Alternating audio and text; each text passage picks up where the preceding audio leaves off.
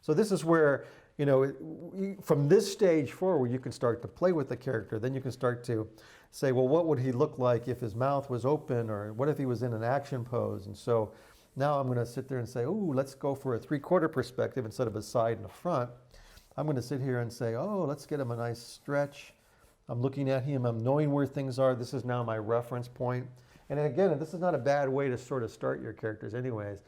Do a sort of almost like a side and a front, and then start drawing it, because then you can become more familiar with it.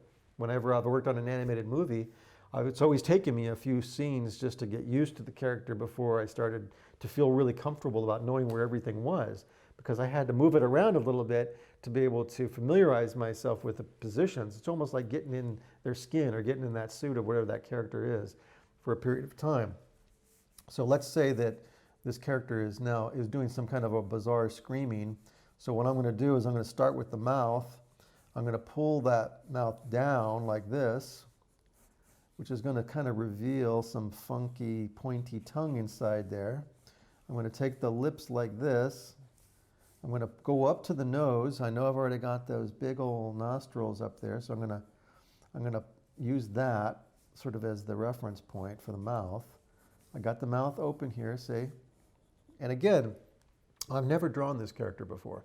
This has just been inspired by a friend of mine who gave me an idea. So now I've never drawn this character before in my life, but we're building it together so that you can see how easy it is for you to create your own characters. Now, but the best part is you're exploring, so it's all new, it's fun. So now here we are. I'm going to sit there and I'm going to put the eyeballs up here like this. I'm going to go like, like he's screaming. I'm just going to rough in the three eyes like this. Maybe have one even a little bit behind it, like that. I'm going to actually have the legs, standing up tall. So I'm going to take it from the side here. I'm going to stretch those legs, almost like chicken legs in a way they are. I'm going to sit here and pull this as if he's jumping off the ground here.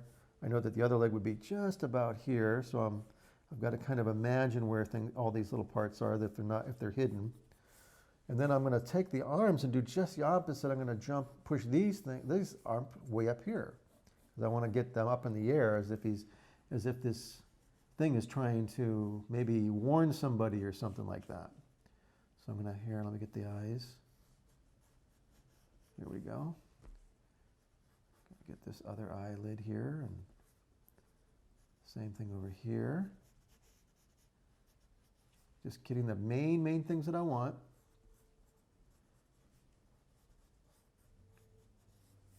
Let me get the hole in there so it goes in there, and that'd be a little bit more shallow, and this one would be closer. And then I gotta get those arms up here like this. And now I'm gonna go over here, and I'm gonna get those feet to sort of be as if they're pushing off. Those claws, like that. And then over here, back down, claw.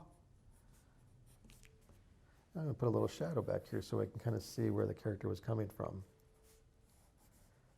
And then I'm going to go back up here. And the last thing I'm going to do is, of course, these hands. And then we should be done, at least with this rough idea. I'm going to sit there and have it be like, I'm just going to create the square, going to have arms like this, going to have the square here, and then just like that. See, even just by putting those down there, that gives me an idea of where I want to be. I just drew 1, 2, 3, 4 in a little square, and now I know what I got to go in there and draw. Now, and since I've already designed it, I know what the hands are.